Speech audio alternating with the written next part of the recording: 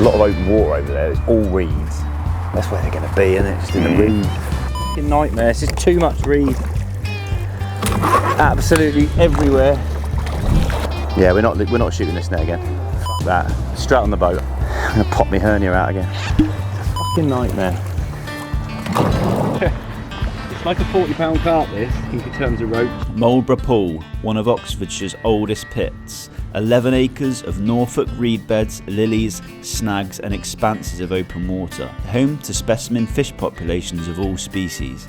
AE Fisheries are here to relocate silvers into another of the club's waters, and it's fair to say that they've got their work cut out on this job. It's annoying because if you're trying to catch carp, tension, that you'd nail them zapping them in here. But unfortunately, we're trying to catch little ones. I went along to film the day to see if they can uncover any of these mythical giants. This is Marlborough Pool, just off the A40. Apparently, it's not been netted for 70 years. What we're trying to do here is it's basically a carp fishery, and the club have got a lake just up the road which we've got permission to move the fish. They're both classed as offline waters, so they've asked us to try and catch silverfish. They're quite realistic because if you look around, and there's cormorants on here now, if you're a small fish and you've got half a brain, you're going to be in those lily pads and in these reeds. So whilst people just say, oh, just electrofish. Electrofishing is a great tool. We use it all the time and we'll use it today, but it's better for big fish. So say if they said, right, we want to catch 15, 20 carp to move, that we could do that easily. We just go in these reeds, and you'll see later on, I'm sure, there'll be areas where there's void of fish, and there'll be areas where there's lots of fish tight up against these reeds, probably in the pads as well. But it's very labour intensive trying to catch tiny fish with electrofishing kit. There's not any obvious, we always try and get on site earlier to see top-in fish, which sometimes really helps. Cormorants are on it, so they're bound to have pushed them up in these areas. At the moment, there's a pair just fishing to the right. But yeah, so what we're going to do is we're going to shoot, we've got to shoot nets anyway. It's a waste of time just chasing fish around with electrofishing kit. So we're going to put 400 metres out in 2 big sweeps and leave the nets in place, then electrofish. And like I say, you can spend the whole day just electrofishing on a lake this size. I'm sure we'll catch plenty of fish. It's just trying to catch lots of fish that are good enough to move out.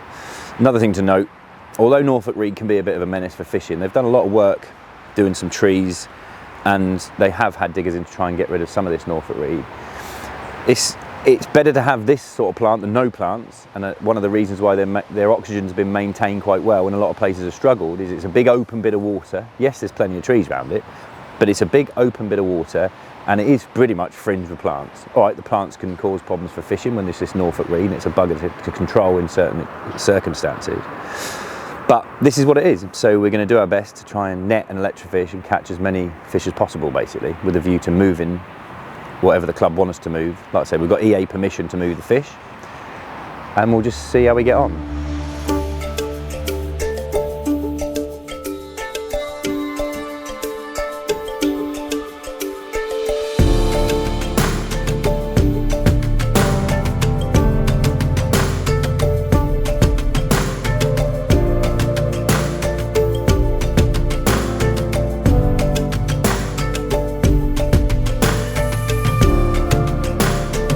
2 400-metre nets were shot into the main bodies of open water and left in position whilst the electrofishing equipment was loaded onto the boat, ready to explore the vast reed beds and lilies. I think I've shot them in the safest areas possible. Oh my god, got my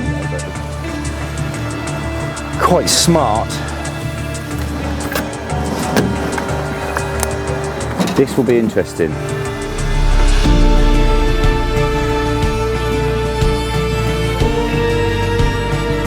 As Andy mentioned, electrofishing is more of a surveying tool rather than a method of population control.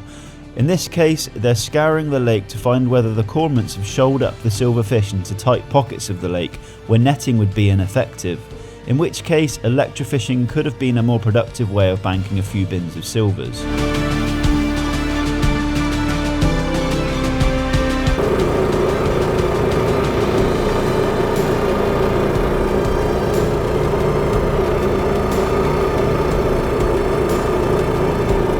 Yeah, we'll put a load into there and boat it round here later.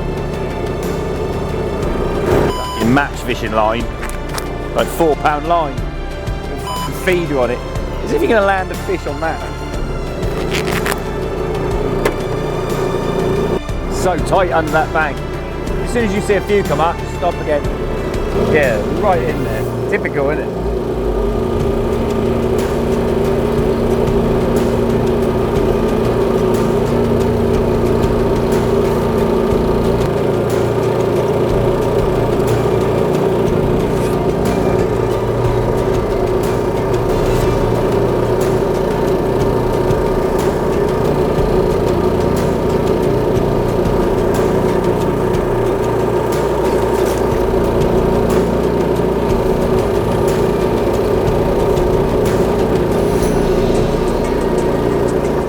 Electrofishing is quite time consuming on lakes of this nature, and for the hour invested, the number of fish in the fish bin suggested that their time could be best spent focusing on the net.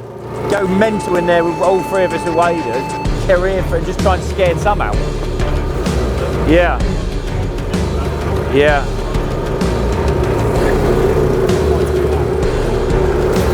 Thick with them in there.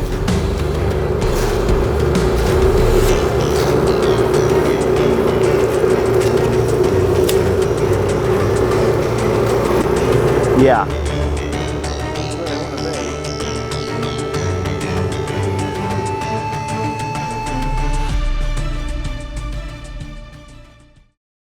Any decent roach?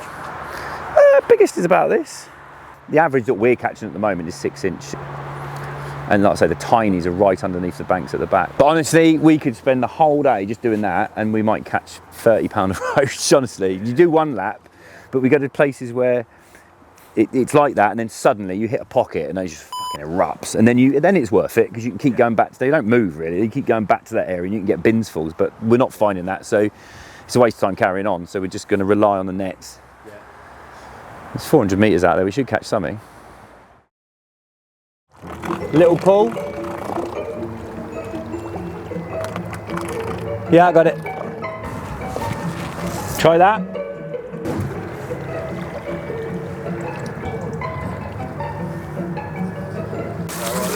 Yeah, that's great there.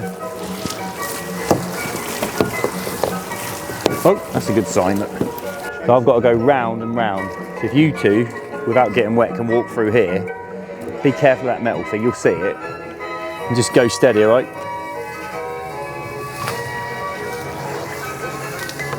Yeah, I can see it from here. That metal thing. Give it a little wiggle, I doubt you'll get it out, but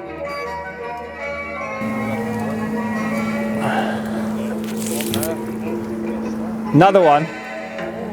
There's 4 of those metal posts. That's just sheer volume and line around my legs. Yeah. I might have to go and pull from the reeds, but I can worry about that in a minute. Line. Thing is, stuff like that, you see, if you catch a 30 pound carp here and you're bringing it in, it could damage the fish on stuff like that. And because it's wadeable, you only want a winch or a chain around it and pull them out. You will damage fish on it.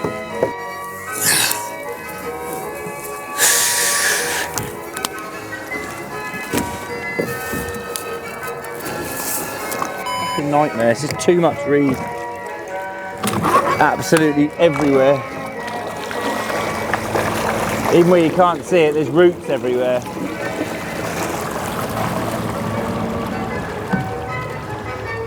Nightmare.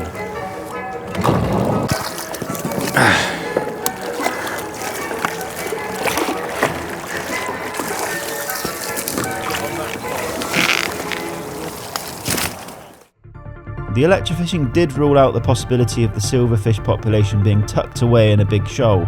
Perhaps this was down to the mild temperatures that fish were keeping more mobile out in open water. At least we hoped that was the case, so that the nets could save the day. Yeah, we're not shooting this net again. Fuck that. Straight on the boat, over there. Matt, can you stop that? You hold it there. Matt, come out on this float. And you're both just gonna have to hold it. Okay, let's have it out. We'll get it back on the boat. And we'll go over the other side.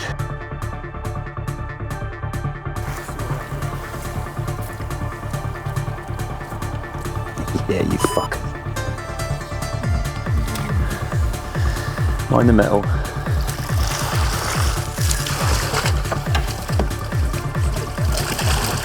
Lob the pike straight back in the margin. Don't throw it. Yeah, sorry mate, yeah. Decent amount of bream, you know.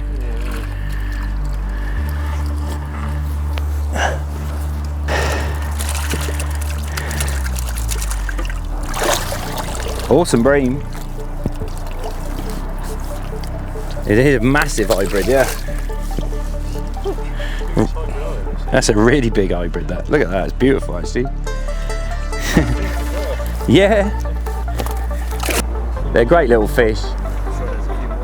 Despite how poorly that sweep fished with the reed beds, snags and the mud clogging the mesh, a bin full of silvers and some big bream were more than what was expected considering how poorly it fished.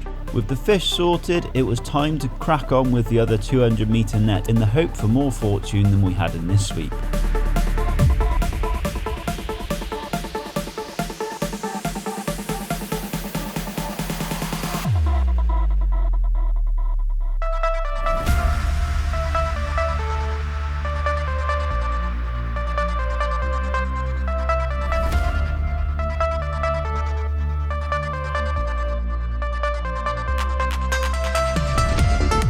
Thankfully, that net went more to plan and bin after bin of silvers were removed.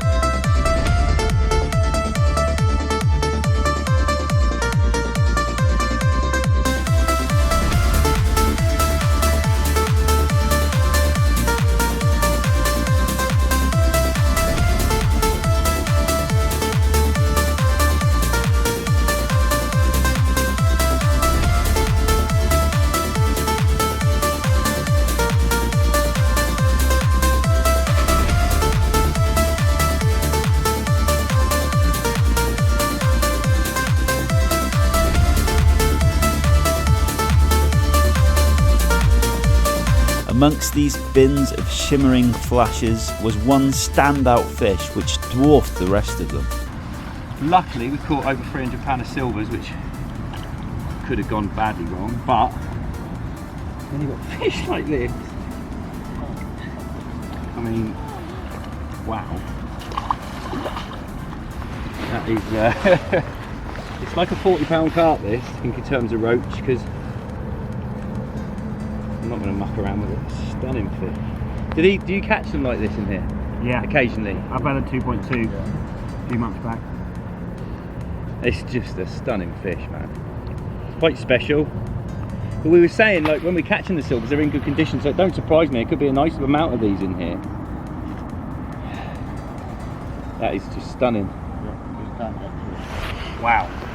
And there's no reason why you can't end up with lots of these in here. If you combine a bit of feeding with keep plugging away at the work, chalk applications, because the silvers are here, you might as well make the most of them. Well, if you can turn a lot of them into half this size, it'd be a hell of a, look at that. That's a stunning fish.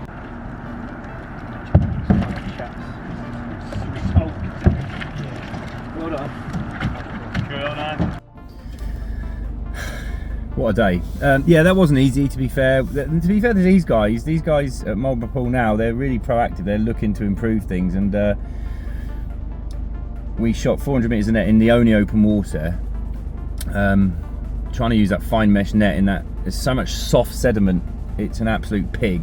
Yeah, the EA have given them permission because they've got two waters and they're offline, so we can legally move these fish from A to B, which is what we always try and do, or move them to another lake on site. But yeah, it is good. I mean, when we first got there and we started lecturing, I was like, even if we can get a couple of £100 to make it worthwhile in weight, because you take a good couple of bins out, it sounds daft, but it does make a difference. But there's a lot in there, there's no denying that. I think that we all know there's plenty of silvers in there, but the sheer volume of reeds, lilies, bits and pieces is awkward.